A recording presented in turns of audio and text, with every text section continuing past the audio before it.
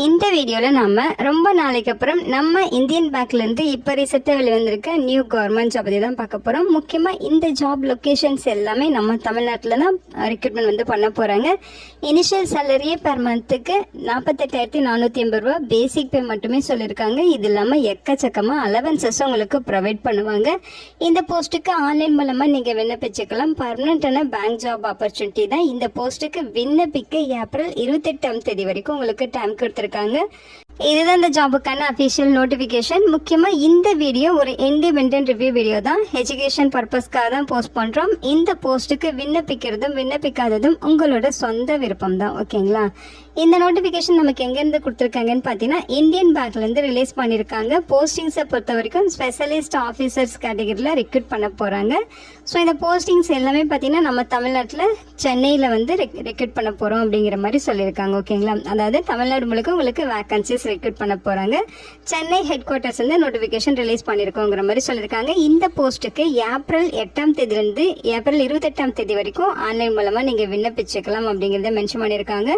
உங்களுக்கு வேரியஸ் டைப்பில் போஸ்டிங்ஸ் கொடுத்துருக்காங்க. அதாவது மேனேஜர் கேட்டகரியில் உங்களுக்கு வேரியஸ் டிசிப்ளினில் போஸ்டிங்ஸ் இருக்குது. அதே மாதிரி சீனியர் மேனேஜர் கேட்டகரியிலும் உங்களுக்கு போஸ்டிங்ஸ் இருக்குது. அதுலேயே பார்த்தீங்கன்னா உங்களுக்கு அசிஸ்டன்ட் மேனேஜர் கேட்டகரியிலையும் போஸ்டிங்ஸ் கொடுத்துருக்காங்க. ஓகேங்களா? ஸோ 3 விதமான பதவிகளில் வேரியஸ் டிசிப்ளினில் உங்களுக்கு போஸ்டிங்ஸ் இருக்குது. எல்லாமே இங்கே கம்யூனிட்டி வாரியாகவும் பிரேக்கப் கொடுத்துருக்காங்க. இதை நீங்கள் டீட்டெயில்டாக செக் பண்ணிக்கலாம். டோட்டலாக பார்த்தீங்கன்னா 350 வேகன்சிஸ் ரெக்ரூட் பண்ண போகிறதா சொல்லியிருக்காங்க. எல்லாமே நம்ம தமிழ்நாட்டில் தான் உங்களுக்கு பிளேஸ் ஆஃப் போஸ்டிங்ஸ் இருக்கும். ஸோ இந்த போஸ்ட்டுக்கு நீங்கள் ஆன்லைன் மூலமாக விண்ணப்பிச்சுக்கலாம் அப்படிங்கிற மாதிரி சொல்லியிருக்காங்க. சேலரியை பொறுத்த வரைக்கும் பார்த்தீங்கன்னா இங்கே உங்களுக்கு சேலரி லெவல் வந்து கொடுத்துருக்காங்க பாருங்கள். ஸ்கேல் 1 to 3 அப்படின்னு சொல்லி இந்த டேபுலர் காலமில் உங்களுக்கு மென்ஷன் பண்ணியிருக்காங்க ஒவ்வொரு போஸ்டிங்க்கும். ஓகேங்களா?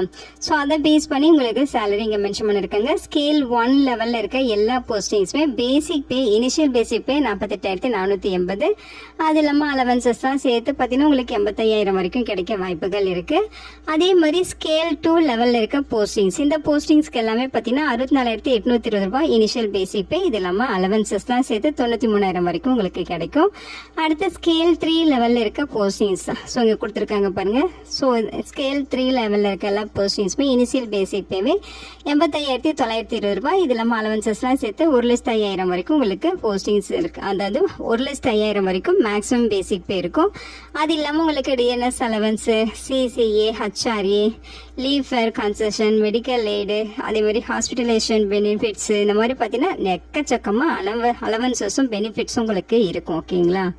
ஸோ இது ஒரு சென்ட்ரல் கவர்மெண்ட் ஜாப் ஆப்பர்ச்சுனிட்டி. அதாவது இந்தியன் பேங்க் பார்த்தீங்கன்னா ஒரு அரசு வங்கி தான். ஸோ இங்கேருந்து பார்த்தீங்கன்னா உங்களுக்கு போஸ்டிங்ஸ் கொடுத்துருக்காங்க. ஆல் இந்தியன் சிட்டிசன்ஸ் இந்த போஸ்ட்டுக்கு எலிஜிபிள் அப்படிங்கிறத சொல்லியிருக்காங்க. ஸோ இங்கே பார்த்தீங்கன்னா ஸ்பெஷலிஸ்ட் ஆஃபீஸர்ஸில் இன்ஃபர்மேஷன் டெக்னாலஜி டிபார்ட்மெண்ட்டில் இருக்க போஸ்ட்டுக்கு நீங்கள் அப்ளை பண்ணுறீங்க அப்படின்னா பேசிக் எஜுகேஷனல் குவாலிஃபிகேஷன் இங்கே கொடுத்துருக்காங்க பாருங்கள். 4 இயர் இன்ஜினியரிங்கோ அல்லது டெக்னாலஜி டிகிரியோ பார்த்தீங்கன்னா கம்ப்யூட்டர் சயின்ஸோ அல்லது கம்ப்யூட்டர் அப்ளிகேஷன்ஸ் அல்லது ஐடி அல்லது எலக்ட்ரானிக்ஸ் அல்லது எலக்ட்ரானிக்ஸ் அண்ட் டெலிகம்யூனிகேஷன் அல்லது எலக்ட்ரானிக்ஸ் அண்ட் கம்யூனிகேஷன் அல்லது எலக்ட்ரானிக்ஸ் அண்ட் இன்ஸ்ட்ருமெண்டேஷன் இது ரிலேட்டடாக நீங்கள் படிச்சிருந்தா எலிஜிபிள்.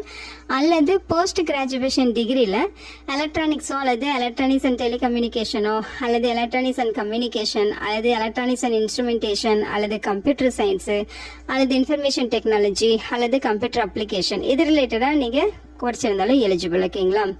அல்லது அவங்க சொல்லியிருக்க மாதிரி NIE LITயில் B லெவல் சர்டிஃபிகேட் நீங்கள் வச்சுருக்கீங்க அப்படின்னாலும் நீங்கள் எலிஜிபிள் அப்படிங்கிற மாதிரி சொல்லியிருக்காங்க. மற்ற போஸ்டிங்கான எஜுகேஷனல் குவாலிஃபிகேஷன்ஸும் இங்கே கொடுத்துருக்காங்க. இப்போ மேனேஜர் போஸ்ட்டுக்கெலாம் அப்ளை பண்ணுறீங்கன்னா 23 to 33 வயது வரைக்கும் இருக்கவங்க எலிஜிபிள். இதில் வந்து மேண்டிட்டரியாக ஒரு சில சர்டிஃபிகேஷன்ஸ் கேட்டிருக்காங்க. இதெல்லாமே உங்ககிட்ட இருக்கணும். குவாலிஃபிகேஷன்ஸ் பொறுத்த வரைக்கும் அவங்க சொல்லியிருக்க மாதிரி குவாலிஃபிகேஷன் இல்லாமல் 3 இயர்ஸ் எக்ஸ்பீரியன்ஸுமே கேட்டிருக்காங்க. ஓகேங்களா? ஸோ அதே மாதிரி மேனேஜர் லெவலில் இருக்க போஸ்டிங்ஸ் எல்லாமே இங்கே குவாலிஃபிகேஷன் கொடுத்துருக்காங்க. அடுத்து பார்த்தீங்கன்னா இதெல்லாமே நீங்கள் டீட்டெயில்டாக செக் பண்ணி பாருங்கள். நெக்ஸ்ட்டு சீனியர் மேனேஜர் இந்த போஸ்ட்டுக்கு பார்த்தீங்கன்னா 26 to 36 வயது வரைக்கும் இருக்கவங்க எலிஜிபிள். ஏதாவது கிராஜுவேஷன் முடிச்சுட்டு 2 இயர்ஸ் ஃபுல் டைம் MBAயில் ஃபினான்ஸோ அல்லது MMS ஃபினான்ஸும் முடிச்சிருந்தா எலிஜிபிள் சொல்லியிருக்காங்க. 4 இயர்ஸ் கிட்ட எக்ஸ்பீரியன்ஸும் கேட்டிருக்காங்க. ஒவ்வொரு போஸ்டிங்கும் எக்ஸ்பீரியன்ஸ் வேரி ஆகும். டீட்டெயில்டாக நீங்கள் செக் பண்ணிக்கோங்க.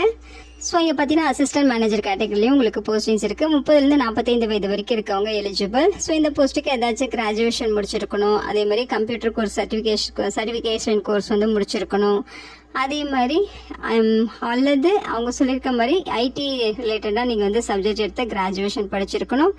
அதே மாதிரி சர்டிஃபிகேஷன்ஸில் வந்து ஒவ்வொரு போஸ்டிங்ஸை பொறுத்து இது பார்த்தீங்கன்னா செக்யூரிட்டி லெவல் போஸ்டிங்ஸ், அதனால உங்களுக்கு fire fighting and fire safety வந்து முடிச்சிருக்கணும் அப்படிங்கிற மாதிரிலாம் சொல்லியிருக்காங்க. ஸோ அடுத்து பார்த்தீங்கன்னா உங்களுக்கு அசிஸ்டன்ட் மேனேஜர் லெவல்லையுமே போஸ்டிங்ஸ் கொடுத்துருக்காங்க. 22 32 வயது வரைக்கும் இருக்கவங்க எலிஜிபிள். இந்த போஸ்ட்டுக்கு ஒவ்வொரு போஸ்டிங் பொறுத்து குவாலிஃபிகேஷன் வேரி ஆகுது. பர்டிகுலராக இது பார்த்தீங்கன்னா சிவில் இன்ஜினியர் போஸ்ட்டுக்கான டீட்டெயில்ஸ் கொடுத்துருக்காங்க.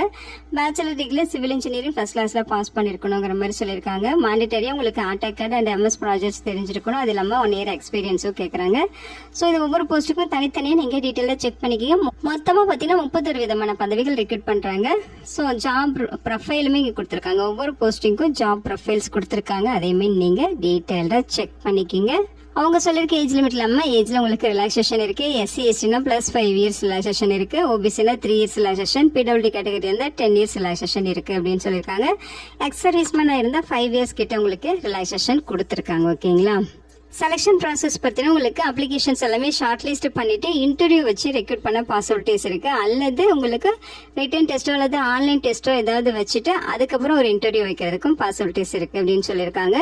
இன்கேஸ் உங்களுக்கு ரிட்டன் டெஸ்ட் வந்து கண்டக்ட் பண்ணாங்க அப்படின்னா இதுதான் சிலபஸாக இருக்கும். ஸோ இதில் பார்த்தீங்கன்னா 120 கொஸ்டின்ஸ் 150 மார்க்குக்கு கேட்பாங்க.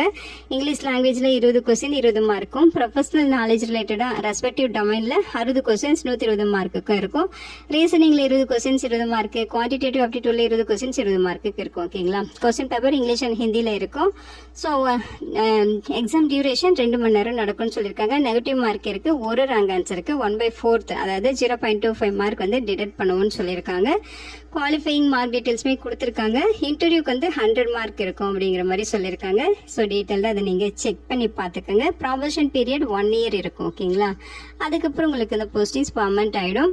எப்படி அப்ளை பண்ணுங்கிற இன்ஸ்ட்ரக்ஷன் கொடுத்துருக்காங்க. ஃபர்ஸ்ட் அப்ளிகேஷன் ரெஜிஸ்ட்ரேஷன் பண்ணும், அப்புறம் ஃபீஸ் பெய்ட் பண்ணும், அதுக்கப்புறம் photograph, signature, thumb impression, hand return declaration இதெல்லாமே நீங்கள் அப்லோட் பண்ணணும். லாஸ்ட் டேட் ஏப்ரல் 28 வரைக்கும் அப்ளை பண்ண டைம் கொடுத்துருக்காங்க. இம்பார்ட்டன்ட் இன்ஸ்ட்ரக்ஷன் எல்லாமே கொடுத்துருக்காங்க. இதுதான் பார்த்தீங்கன்னா ஹேண்ட் ரிட்டன் டிக்ளரேஷன். ஸோ இதுதான் நீங்கள் கையால் எழுதி அதையே ஸ்கேன் பண்ணி அப்லோட் பண்ணுற மாதிரி இருக்கும். ஃபீஸஸை பொறுத்த வரைக்கும் SC ST PWD கேட்டகரிக்கு 175 ரூபாய். இவங்களை பொறுத்த மற்றவங்களுக்கு 1000 ரூபாய் ஃபீஸு. அந்த ஃபீஸையும் ஆன்லைனில் அப்ளை பண்ணுறப்ப ஆன்லைன் மூலையும் நீங்கள் ஃபீஸ் பெய்ட் பண்ணிக்கலாம். ஸோ அப்ளிகேஷன் ப்ரொசீஜர் கொடுத்துருக்காங்க. www.indianbank.bank.in இந்த வெப்சைட்டில் போயிட்டு ரெக்ரூட்மெண்ட் ஆஃப் ஸ்பெஷலிஸ்ட் ஆஃபீஸர்ஸில் போயிட்டு கிளிக் ஃபார் நியூ ரெஜிஸ்ட்ரேஷன் அந்த மாதிரி ஆப்ஷன்ஸ்லாம் கொடுத்து நீங்கள் நியூ ரெஜிஸ்ட்ரேஷன் பண்ணிவிட்டு அப்புறம் ஆன்லைன் அப்ளிகேஷன் கம்ப்ளீட் பண்ணணும். ஃபீஸ் பெய்ட் பண்ணுறதுக்கான இன்ஸ்ட்ரக்ஷன் கொடுத்துருக்காங்க. டீட்டெயில்டாக அதை நீங்கள் செக் பண்ணிக்கலாம். ஸோ இங்கே பார்த்தீங்கன்னா உங்களுக்கு examination centres for test and interview அது எல்லாமே சொல்லியிருக்காங்க. அதுக்கான டீட்டெயில்ஸ் நீங்கள் செக் பண்ணி பாருங்கள். சென்னையிலுமே உங்களுக்கு இதுக்கு எக்ஸாம்ஸ் வந்து அட்டன் பண்ணிக்கலாம், இன்டர்வியூ அட்டன் பண்ணிக்கலாங்கிற மாதிரி சொல்லியிருக்காங்க. ஜெனரல் இன்ஸ்ட்ரக்ஷன் கொடுத்துருக்காங்க. ஒன் டைம் படித்து பாருங்கள். இந்த நோட்டிஃபிகேஷன் பார்த்தீங்கன்னா உங்களுக்கு 46 பேஜஸ் கிட்டே இருக்குது. ஸோ எக்ஸாமினேஷன் சென்டர் பார்த்தீங்கன்னா இங்கே சொல்லியிருக்காங்க பாருங்கள். ஒவ்வொரு ஸ்டேட்லேயும் உங்களுக்கு எக்ஸாமினேஷன் சென்டர் எங்கெல்லாம் இருக்கும் அப்படிங்கிற மாதிரி சொல்லியிருக்காங்க. நம்ம தமிழ்நாட்டில் சென்னை, மதுரை, திருநெல்வேலி, சேலம், திருச்சிராப்பள்ளி, வெள்ளூர், கோயம்புத்தூர், விருதுநகர், தஞ்சாவூர், நாகர்கோயில், நாமக்கல், தூத்துக்குடி, திருப்பூர், விழுப்புரம் இந்த லொக்கேஷன்ஸில் இதோட எக்ஸாம்ஸ் அட்டன் பண்ணிக்கலாம். ஆன்லைனில் அப்ளை பண்ணுறதுக்கான கைட்லைன்ஸ் கொடுத்துருக்காங்க. ஸோ இது எல்லாமே டீட்டெயில்டாக நீங்கள் செக் பண்ணிட்டு நீங்கள் வந்து விண்ணப்பிச்சுக்கலாம். ஓகேங்களா? ஸோ அப்ளை பண்ணுறதுக்கான இன்ஸ்ட்ரக்ஷன் ஸ்டெப் பை ஸ்டெப் உங்களுக்கு இன்ஸ்ட்ரக்ஷன் கொடுத்துருக்காங்க. இது ஒரு பர்மனெண்ட்டான ஜாப் ஆப்பர்ச்சுனிட்டி தான். இந்த வீடியோ உங்களுக்கு யூஸ்ஃபுல்லாக இருக்கும்னு நினைக்கிறேன். உங்கள் ஃப்ரெண்ட்ஸ் அண்ட் ரிலேட்டிவ்னு சொல்லி நிறைய பேருக்கு இந்த வீடியோவை ஷேர் பண்ணுங்கள். இந்த போஸ்ட்டுக்கு விண்ணப்பிக்க இன்ட்ரெஸ்ட் இருக்கவங்க விண்ணப்பிச்சுக்கோங்க. Thank you so much and bye.